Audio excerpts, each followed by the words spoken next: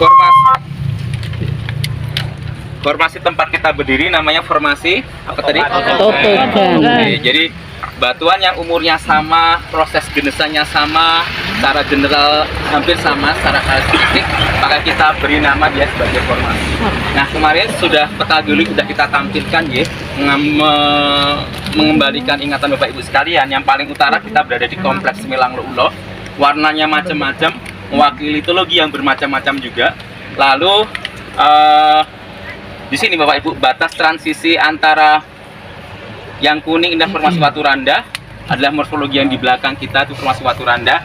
Nah ini Bapak Ibu lihat seperti tapal kuda kemarin itu ya, tapal kuda kayak ini berarti kita lihat ada batuan di sini ada miring ke selatan, berarti yang di sini miring ke utara. Nah kita berada di sisi sayap utara.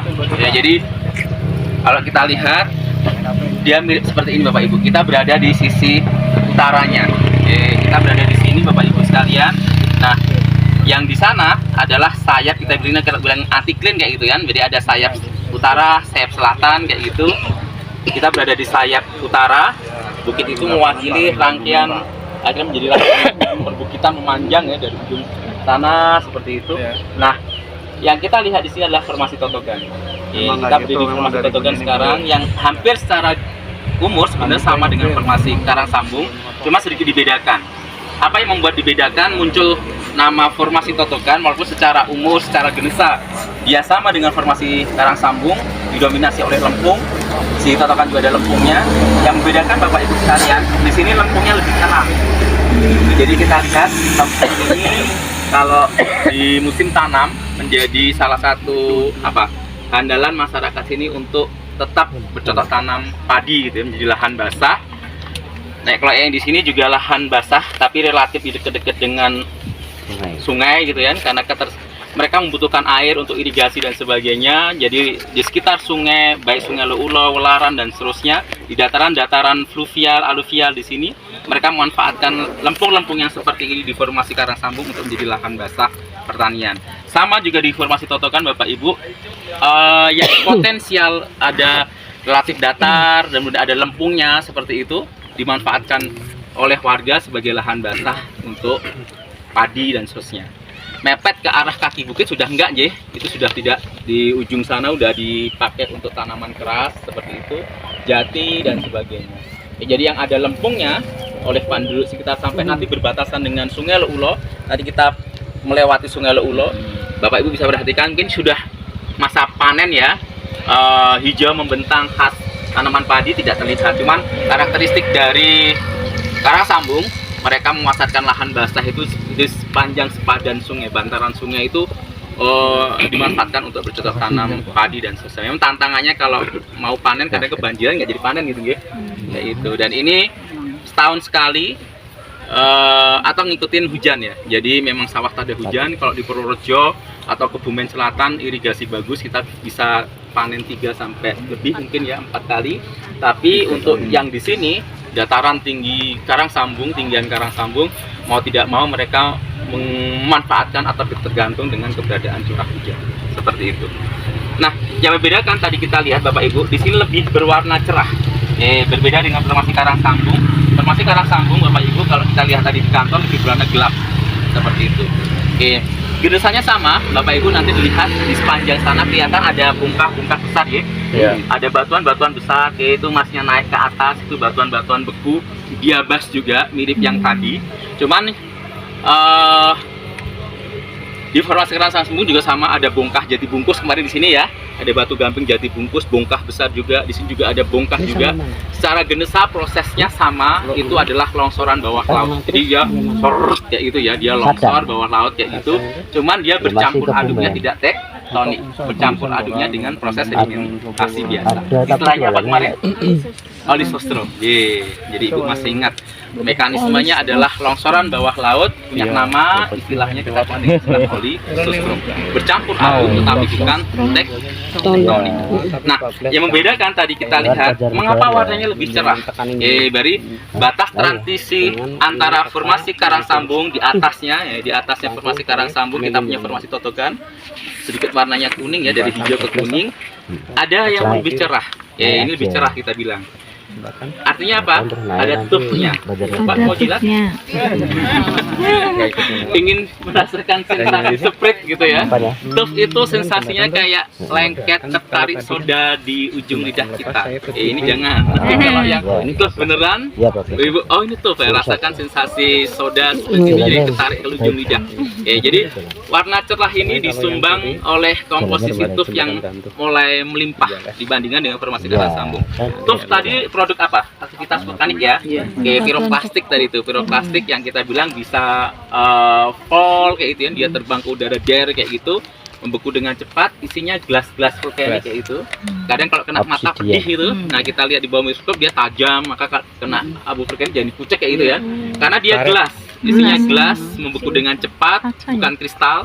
Nah dia kemudian tuf ini kemudian bercampur aduk dengan material lempung yang lain, sehingga karena kayak tuf, lempung formasi totogan dia lebih cerah warnanya.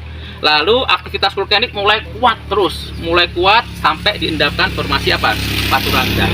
Jadi dari transisi di karang sambung aktivitas vulkanik relatif tidak ada, lalu ke totogan aktivitas vulkanik mulai aktif seperti itu, nanti kemudian menerus sampai ke formasi batu rendah. Formasi batu rendah isinya persis dengan batu pasir breksi, batu pasir breksi. Nah ada kata breksi berarti aktivitas vulkaniknya mulai aktif kayak gitu. Gunung api mulai aktif. Nah, menariknya Bapak Ibu sekalian, kalau di karang sambung ini isinya adalah sedimen laut dalam, seolah-olah source gunung apinya nggak muncul di formasi karang sambung, tapi aktivitas gunung berapi di saat bersamaan dengan proses terbentuknya watu randa, gunung apinya aktif di karang bolong. Jadi di karang bolong ada aktivitas vulkanik, gunung apinya di karang bolong, dapur magmanya ada di karang bolong selatan ya, Kebumen Selatan. Jadi mereka ada kerucut-kerucut gunung api kayak Gunung Arjuna, Gunung Poleng dan seterusnya. Dapur magmanya ada di sana. Di sana kalau di sini namanya adalah formasi watu randa, di ujung Kebumen Selatan, karang bolong kita sebut dengan nama formasi Gabon. Walaupun sebenarnya vulkaniknya sama. Gitu. Sini vulkaniknya adalah watu randa, hasil vulkanik kemudian diendapkan ke laut dalam, isinya adalah seolah transisi sudah breksi tadi ya. Kenampakan vulkanik gunung berapinya nggak terlalu muncul di sini. Jadi di lokasi Bapak Ibu sekalian, kita kembali ke totogan ya. Di lokasi ini kita bila melihat kenampakan morfologi totogan yang kemudian didominasi oleh lempung totogan, dimanfaatkan untuk lahan basah pertanian dan seterusnya. Di lokasi ini yang paling ideal. Walaupun ada juga lokasi lain yang ideal untuk melihat kenampakan kontras morfologi, kita bilang ada kenampakan sebelah kiri runcing-runcing Bapak Ibu, sambil diingat-ingat dikit kelihatan sebelah kiri kita runcing-runcing Bapak Ibu.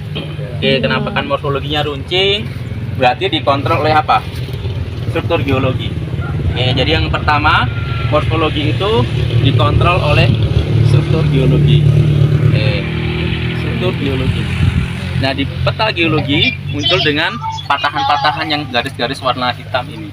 Ada struktur geologi yang pertama sehingga menghasilkan kenampakan morfologi, nanti kita bilang kenampakan morfologi struktural.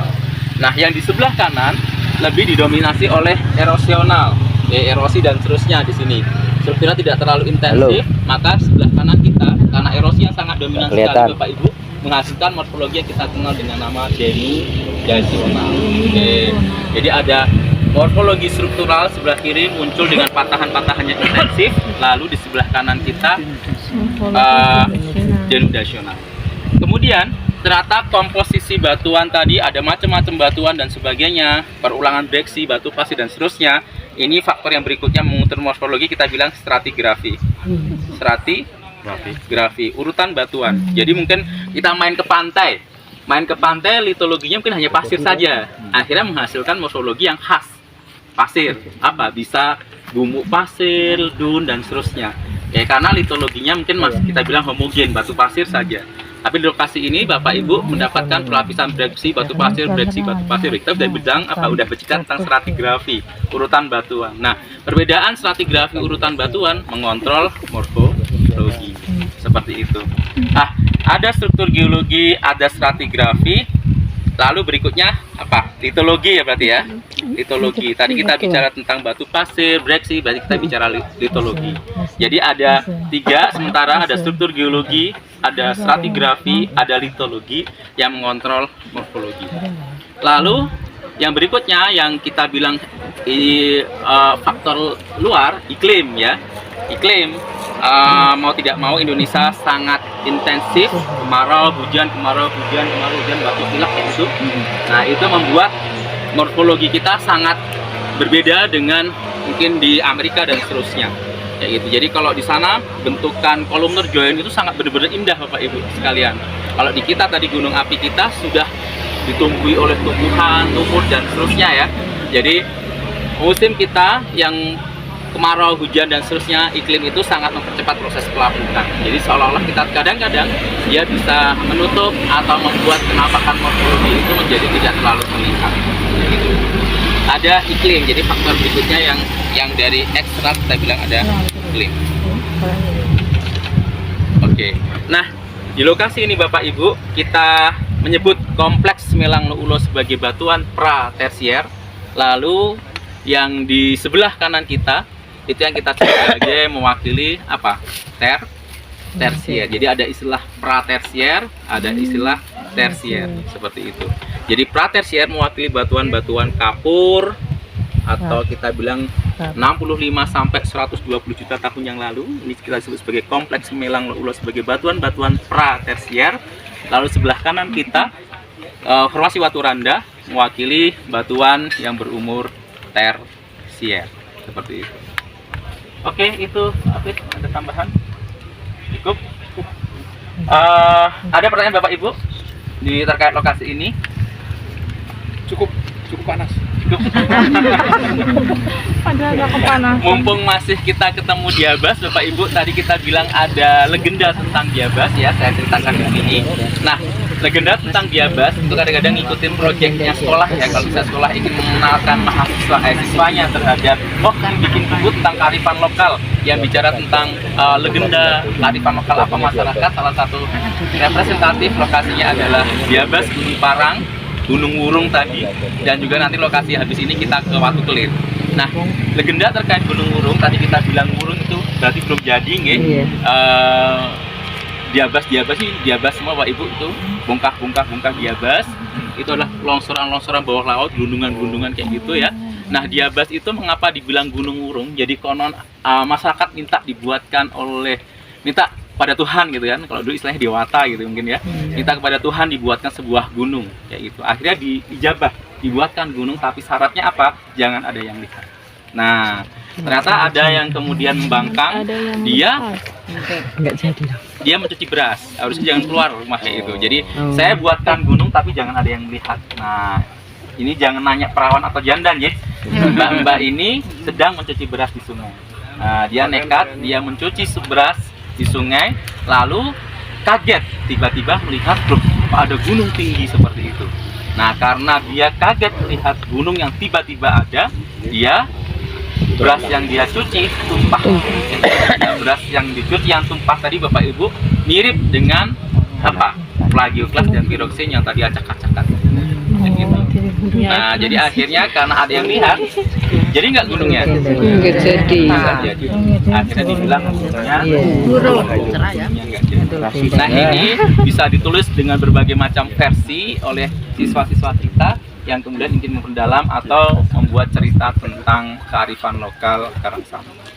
Oke, itu Bapak Ibu, habis itu kita ke Watu Kelir yang masih pusing-pusing, udah mulai nggak pusing ya. Aman, kita naik bis lagi, naik kendaraan lagi, angkot lagi.